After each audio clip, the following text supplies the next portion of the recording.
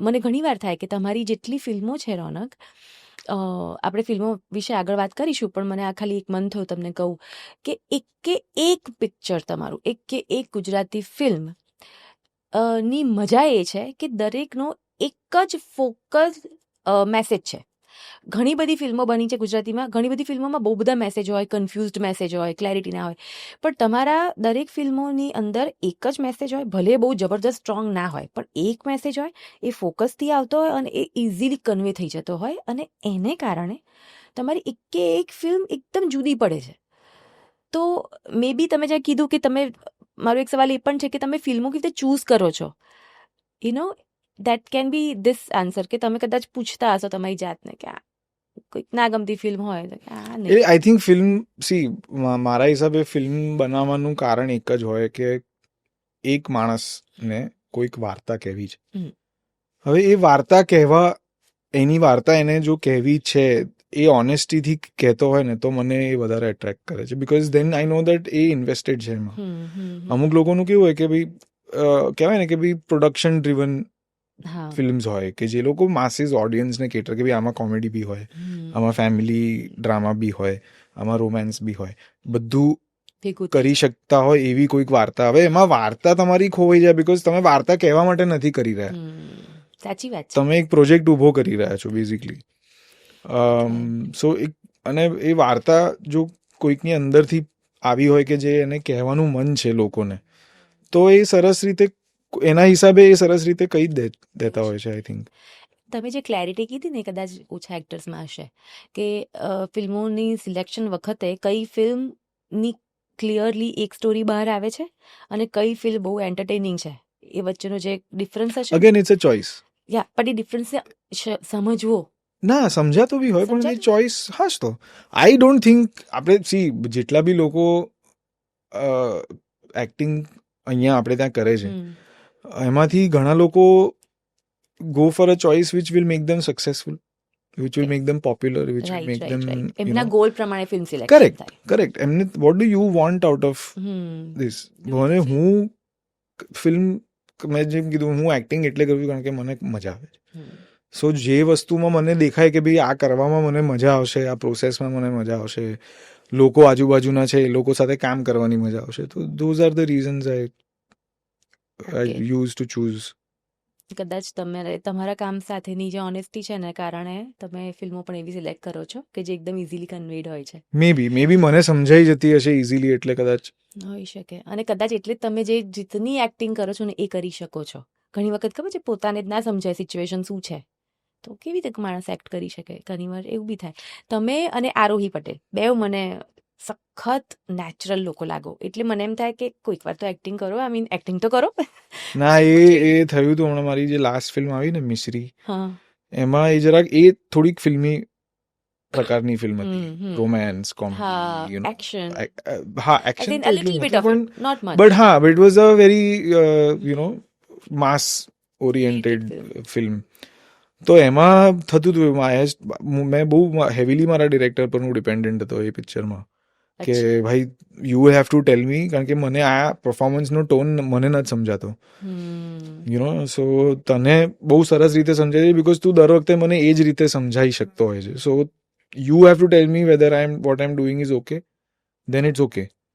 But I will not ask for another take. તું મને પૂછીશ કે ભાઈ ફરી એકવાર કરવું છે, તને લાગે છે? મેં કીધું મને તું જ કે, તું કે કરવું હોય તો કરીશ. અચ્છા. તો તમને એવું લાગે છે કે એમને કોઈ દિવસ તમને ઓવર એક્ટિંગ કરવા માટે કન્વિન્સ કર્યા હોય કે થોડું ઓવર એક્ટિંગ કરવી, થોડું વધારે? એ જ પ્રોબ્લેમ હતો એકચ્યુઅલી, કે એ કેરેક્ટર બી જે હતું ને એ થોડુંક લાર્જર દેન લાઈફ હતું, વાઇબ્રન્ટ. આઈ યુઝ્યુઅલી, મારી નેચરલ ઇન્ક્લિનેશન છે કે રિયલ લાઈફ કેરેક્ટર્સ, આપણા એ ટાઈપના કેરેક્ટર્સ મને વધારે એટ્રેક્ટ કરે, કારણ કે એ કામમાં એક ન્યુઅન્સની વાત આવે, ડિટેલની વાત આવે.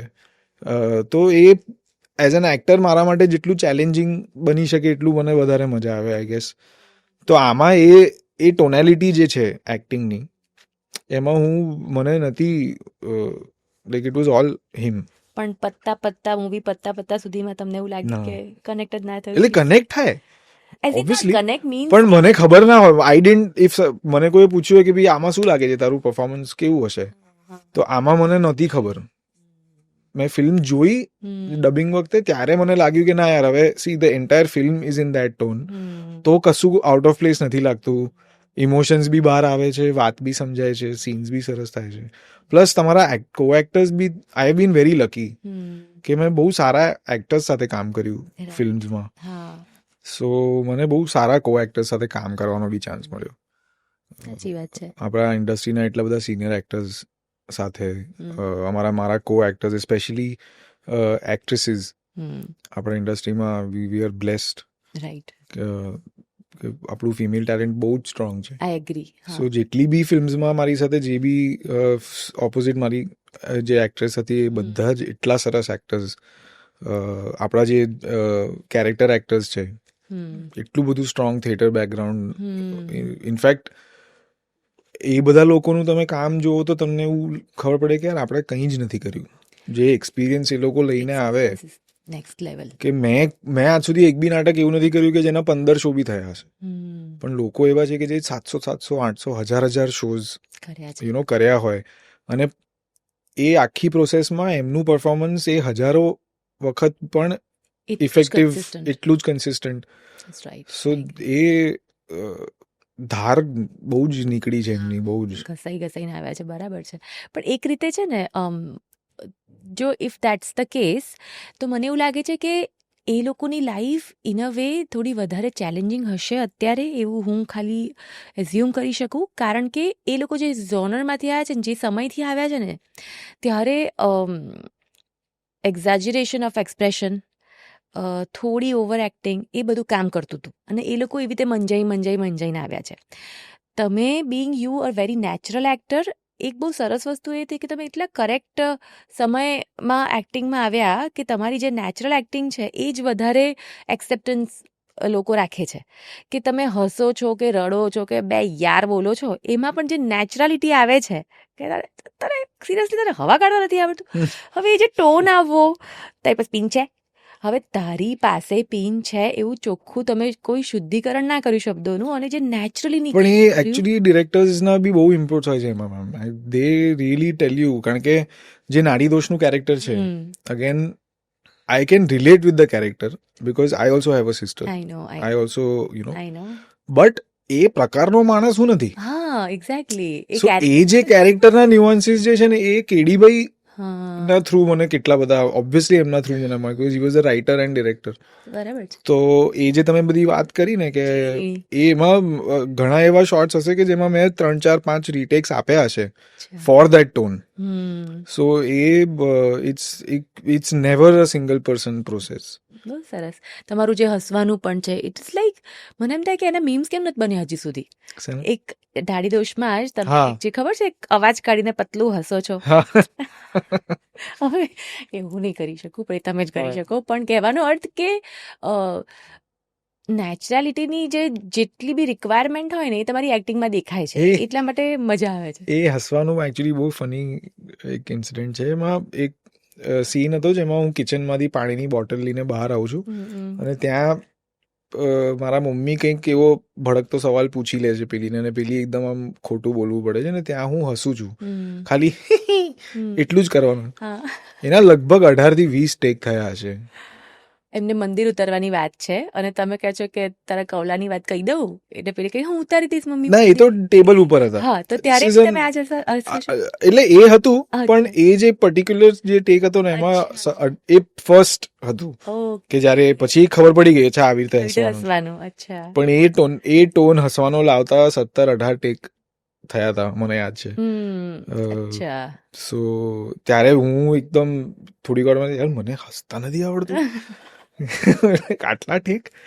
પણ આઈ થિંક કેડીભાઈ wanted a very particular tone. તો પણ એક પેલું તોફાની ભાઈને જે શૂટ કરે ને, મે બી ધેટ્સ એ હસવાનું હતું, હે ને? કરેક્ટ. બહુ સરસ. તો રોનક, તમે આટલું થિયેટર કર્યું છે આટલા વર્ષો, થિયેટર મને એવું લાગે છે કે એ છે ને એક વ્યક્તિને પોતાની જાતને સુધારવાનો પણ એક રસ્તો છે, અથવા ઓળખવાનો પણ એક રસ્તો છે, અથવા બેઝિકલી વ્યક્તિ તરીકે વ્યક્તિ ગ્રો થાય છે જ્યારે થિયેટર કરે છે. તમને ક્યારે એવું લાગ્યું કે તમે થિયેટરના વર્ષોમાંથી એવી કોઈ વસ્તુઓ શીખ્યા કે જેને તમારું જીવન બદલ્યું અથવા તમારા વિચારો પર અસર કરી? ઓનેસ્ટલી એવું આમ લાઈફ ચેન્જિંગ કંઈ નહોતું થયું. હું છે ને હું ખાસો ઇન્ટ્રોવર્ટેડ છું. સો આઈ થિંક સ્ટેજ ઉપર બીજા કોઈ કેરેક્ટરમાં રહીને કોઈક વાત કરવામાં એક યુ ફીલ થોડીક સિક્યોરિટી છે કે ભાઈ એક માસ્ક છે મારી આગળ, કે હું જે છું એ નહીં દેખાય લોકોને, આ કેરેક્ટર દેખાવું જોઈએ. So I think that is what attracted me to this medium of expression, if I can say. So મને બહુ, I think that is what draws me to acting the most. કે I am not me. હું દર વખતે કોઈક અલગ માણસ છું, અલગ કામ કરું છું, અલગ મારું ફેમિલી અલગ છે, મારી અલગ શહેરમાં રહેતો માણસ છું. સો I think so my personal life is quite vanilla. એવું કંઈ એક્સાઇટિંગ હું મોસ્ટલી તો ઘરે જ હોઉં છું. So I think these things give me that excitement in life. Colours આપે. હા. સો તો થિયેટરનું કામ અને ફિલ્મોના કામમાં એટલે કેવું હોય કે થિયેટરમાં તમારો એક વખત શો સ્ટાર્ટ થાય તો કોઈ કટ તો હોય નહીં, એટલે તમે જે કેરેક્ટરમાં હોવ એ જ કેરેક્ટરને સતત 1 કે 2 કલાક કે 3 કલાક સુધી નિભાવવાનો હોય, એટલે એકચ્યુઅલી તમે જે કહો છો ને એ કે સિંક ઇન થઈ જાય અને યુ લીવ દેટ કેરેક્ટર અને બધું જ. કરેક્ટ. ફિલ્મોમાં એ ના હોય, કારણ કે દરેક મિનિટે કટ થાય, દરેક મિનિટે રોનકનો કોલ આવે કે ક્યાંક જવાનું થાય, રોનક કહીને કોઈ બોલાવતું હોય. તમને ડિફરન્સ લાગે છે? કોઈ ગમો અણગમો છે? ના, ગમો અણગમો નથી. It's a different process basically. Film છે ને એ ન્યુઆન્સની, ડિટેલની વાત છે. તમે જેટલું બને એટલું એ કેરેક્ટરની પાસે જઈ શકો છો વિઝ્યુઅલી. રાઈટ. સો એક નાનામાં નાની વસ્તુ બી હું મારા ફેસની હલાવું ને તો એનો કોઈ મિનિંગ નીકળી શકે છે. Theatre is all about big expression. Right. અને કન્સિસ્ટન્સી. રાઈટ. High energy.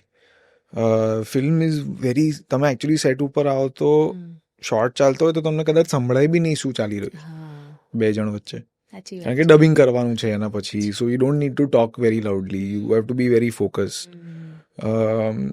એક થિયેટરનો સૌથી મોટો એડવાન્ટેજ એ છે કે હવે ડાયલોગ્સ ને બધું યાદ કરવામાં બહુ એફર્ટ નથી, કારણ કે એક સીન કરવાનો હોય કે માંડ સીનના બી 4 ડાયલોગનો ટેક હોય. આ છે ફિલ્મોનો એ બેનિફિટ. ફિલ્મોમાં તમારે એ બધું નથી બહુ પ્રોબ્લેમ આવતા, બટ તે થિયેટર છે. એ કેરેક્ટરને સમજી કયા પોઈન્ટ્સ છે કે જે તમારે એ થિયેટરથી જ મળે, બિકોઝ તમારે એમાં વધારે ફોકસ એ રીતે કરવું પડે કે તમારે 3 કલાક એ જાળવવાનું છે. સાચી વાત છે. સો અહીંયા it's I feel it is theatre is a big expression medium. Film is a very detailed oriented. અઘરું કયું છે? અઘરું કંઈ નથી. અઘરું હોય તો શું કરવાનું? બધે અઘરું લાગે એવું કામ નથી આ, બિલકુલ મને તો નથી લાગતું. અચ્છા, એટલે તમને મેમરીમાં પણ ઇશ્યુ નથી આવતો જ્યારે તમે થિયેટર કરો છો ત્યારે? કન્સિસ્ટન્સી આવી? થિયેટર એકચ્યુઅલી હવે ઘણા ટાઈમથી નથી કર્યું. સો હવે કદાચ કોઈ નાટક કરવાનું આવે ને તો તકલીફ પડી બી શકે, યુ નેવર નો. કારણ કે હવે એક સાથે આટલું બધું કરવાનું છે. હવે ઘણા વર્ષથી આદત એ છે કે ભાઈ 2 પાના 4 પાના બહુ તો એટલા. સો કદાચ એ થઈ શકે, આઈ ડોન્ટ નો. હુતુતુ કેવી રીતે આવી? એ જે પ્રોડ્યુસર્સ હતા ને એમાં સો હિના શાહ જે મેઇન પ્રોડ્યુસર હતા, એમની ડોટર્સ શીતલ અને Shaina. Sheetal was the director and writer. Shaina was an actor also in the film, અને એણે એડિટ પણ કરી હતી અને આઈ થિંક લખવામાં પણ શી વોઝ ઇન્વોલ્વ. સો શાઇના એ મારી સ્કૂલમાં હતી, મારી જુનિયર હતી, અને અમે લોકો કલ્ચરલ ફેસ્ટિવલ્સમાં, હું ઓબ્વિયસલી અલગ ડિપાર્ટમેન્ટ, એ art, she is a fantastic, they are all very good artist actually. So she use to be in the art department. તો એને ખબર હતી કે હું થિયેટર કરતો હતો સ્કૂલમાં અને હજી પણ કરું છું. અમે ફેસબુક પર ફ્રેન્ડ્સ હતા કદાચ. સો એણે એક દિવસ મને મેસેજ કર્યો કે યાર અમે લોકો એક ગુજરાતી ફિલ્મ બનાવવાનું વિચારીએ છીએ. So we are looking for like minded people, જેને ઓળખતા હોય, જેની સાથે કમ્ફર્ટ હોય. તો are you still acting, would you want to do it? તો મેં કીધું યા. તો એને પછી they had audition, screen test હતો, એમાં પાર્થ ઓઝા અને હું 2 જણા હતા એમ.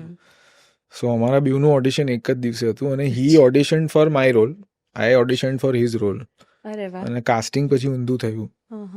સો એ એવી રીતે જ સામેથી જ આવેલી. એક આર્કિટેક્ટ પાસે હોતું તું આઈ અને એક સિંગર પાસે હોતું તું. હા, એકદમ એમાં બંને જણા એક્ટિંગ કરતા. એટલે એકદમ સેટ કરિયર વાળા લોકો પાસે ફિલ્મો આવી, અને એમ જોવા જઈએ તો સારું કહેવાય. એ એકચ્યુઅલી હું તો એવું કહીશ કે હવે આ તમારી એક્ટિંગ અને તમારી મૂવીઝ જોઈને એવું લાગે કે આ તમારા માટે બ્લેસિંગ નહોતું, એકચ્યુઅલી આ બ્લેસિંગ ઓડિયન્સ માટે હતું કે આ સ્ટાર્ટ. ના અમારા માટે જ હતું સાચે, because it's see I make it sound very easy. હા, હું ઘરે બેઠો તો ફોન આવ્યો, પણ બધા સાથે નથી થતું. એક્ઝેક્ટલી, લોકોએ બહુ મહેનત કરવી પડે છે. એટલે તો કીધું કે બ્લેસિંગ છે આ. સો એ તો આઈ ઓલવેઝ કન્સિડર કે યાર મને તો બહુ ઇઝીલી, આઈ થિંક મેં બહુ અંદરથી મેનિફેસ્ટ કર્યું હશે આ. કારણ કે હું જ્યારથી મેં ચાલુ કર્યું ત્યારથી યાર એક્ટિંગ તો મારે કરવી જ પડશે લાઈફમાં, હું એના વગર તો નહીં મજા આવે. અરે વાહ, એ પહેલેથી મને લાગતું હતું જ્યારથી મેં સ્ટાર્ટ કર્યું ત્યારથી. ઓકે, સો લવલી. રોનક, જેટલા તમારી મૂવીઝ મેં જોઈ છે ને, તો ચબૂતરો હોય કે હરિઓમ હરી હોય કે પેલું એક હતું બિલ્ડર બોયઝ, છેલ્લે મિસરી, બધાની અંદર એક એવો પાર્ટ છે કે જે એકચ્યુઅલી તમારી પણ લાઈફનો ક્યાંક ને ક્યાંક પાર્ટ છે. એવું કંઈક છે કે જે તમારી લાઈફમાં પણ બન્યું હોય અથવા તમે જીવી શક્યા હો.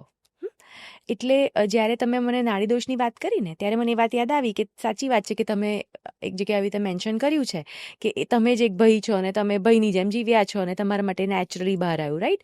એવી જ રીતે આ બધી મૂવીઝની અંદર બી કંઈક એવું હતું કે તમે આમ નેચરલી નીકળી શકો અને એકદમ તમે નેચરલ લાગ્યા બધા મૂવીઝમાં.